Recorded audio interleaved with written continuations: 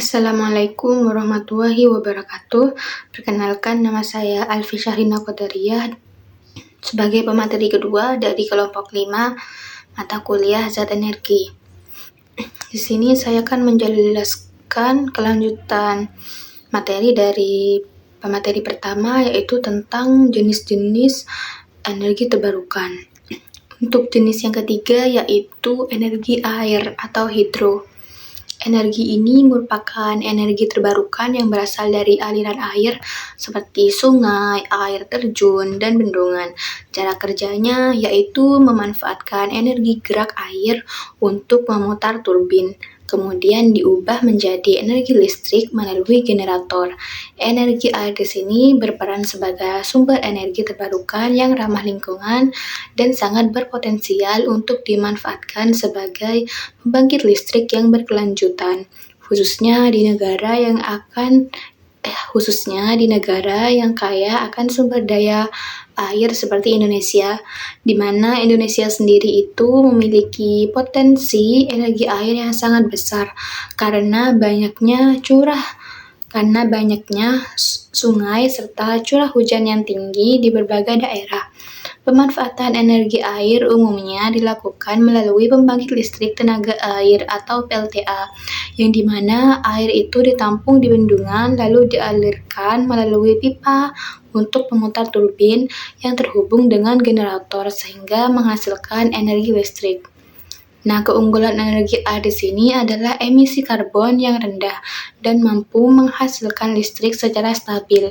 Namun, pembangunan bendungan juga dapat menimbulkan dampak lingkungan seperti perubahan ekosistem sungai dan perpindahan penduduk. Oleh karena itu, pemanfaatan energi air harus direncanakan dengan baik agar tetap ramah lingkungan.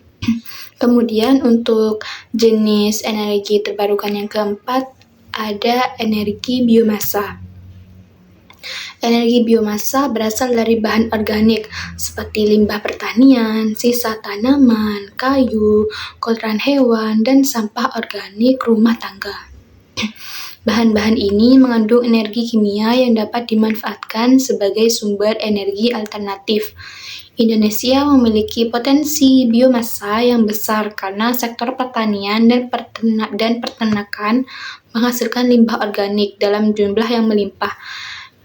Energi biomasa dapat dimanfaatkan melalui beberapa cara, seperti pengolahan menjadi biogas, serta diolah menjadi bahan bakar nabati seperti biodiesel dan bioetanol. Keuntungan energi biomasa adalah selain sebagai sumber energi, juga bisa membantu mengurangi limbah. Namun, jika tidak dikelola dengan baik, pembakaran biomasa tetap dapat menghasilkan emisi gas yang berbahaya bagi lingkungan. Oleh karena itu, pengelolaan energi biomasa perlu dilakukan dengan teknologi yang ramah lingkungan agar manfaatnya dapat dimaksimalkan tanpa menimbulkan dampak negatif bagi lingkungan. Kemudian untuk jenis energi terbarukan yang kelima yaitu energi panas bumi. Energi panas bumi atau geothermal. Energi ini berasal dari panas yang tersimpan dalam perut bumi akibat aktivitas magma dan proses geologi. Panas tersebut dimanfaatkan untuk menghasilkan uap yang dihasilkan untuk memutar turbin pembangkit listrik. Indonesia memiliki potensi panas bumi yang sangat besar karena berada di jalur cincin api dunia. Maksud cincin api dunia di sini yaitu Indonesia memiliki banyak gunung berapi yang aktif yang menjadi sumber panas bumi sehingga potensi pengembangan pembangkit listrik tenaga panas bumi sangat melimpah.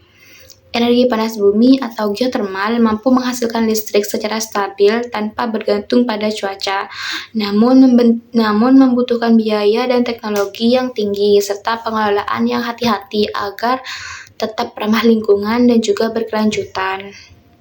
Baik, untuk materi selanjutnya yaitu tentang keunggulan dan kelemahan energi terbarukan. Keunggulan energi terbarukan di sini yang pertama yaitu ramah lingkungan. Energi terbarukan dikatakan ramah lingkungan karena dalam proses penggunaannya menghasilkan emisi gas rumah kaca yang sangat rendah dibandingkan energi fosil. Hal ini terjadi karena energi terbarukan tidak melalui proses pembakaran bahan fosil, sehingga pencemaran udara dapat dikurangi, sehingga lebih ramah lingkungan. Kemudian keunggulan yang kedua yaitu sumber energi berkelanjutan. Energi terbarukan berasal dari sumber alam yang terus tersedia, seperti matahari, angin, air, dan panas bumi. Karena proses alam ini berlangsung secara alami dan terus-menerus, energi terbarukan dapat digunakan dalam jangka yang panjang, tanpa khawatir akan habis. Kemudian untuk keunggulan yang ketiga yaitu mengurangi ketergantungan pada energi fosil. Dengan memanfaatkan energi terbarukan ini, penggunaan minyak bumi, batu bara, dan gas alami dapat dikurangi. Hal ini penting karena energi fosil itu jumlahnya terbatas dan proses pengambilannya dapat merusak lingkungan, sehingga energi terbarukan menjadi alternatif yang lebih aman. Kemudian untuk kelemahan dari energi terbarukan sendiri yang pertama yaitu biaya awal yang cukup tinggi. Biaya pembangunan energi terbarukan cukup besar karena membutuhkan teknologi khusus seperti panel surya, turbin angin, dan bendungan. Namun setelah dibangun, biaya operasionalnya relatif rendah dibandingkan pembangkit energi fosil. Kelemahan yang kedua yaitu bergantung pada kondisi alam. Beberapa energi terbarukan sangat bergantung pada faktor alam, misalnya energi surya yang membutuhkan sinar matahari, energi angin bergantung pada kecepatan angin, dan energi air bergantung pada aliran air. Akibatnya, produksi energi bisa tidak stabil jika kondisi alam itu tidak mendukung. Kemudian untuk kelemahan selanjutnya yaitu membutuhkan lahan dan perencanaan khusus. Pembangunan pembangkit energi terbarukan dalam skala besar memerlukan lahan yang luas dan perencanaan yang matang. Jika tidak direncanakan dengan baik, maka pembangunan ini dapat mempengaruhi lingkungan sekitar dan aktivitas masyarakat. Oleh karena itu, perencanaannya harus dilakukan dengan matang agar tidak menimbulkan dampak negatif bagi lingkungan dan masyarakat. Mungkin hanya itu yang bisa saya sampaikan. Semoga bermanfaat. Wassalamualaikum warahmatullahi wabarakatuh.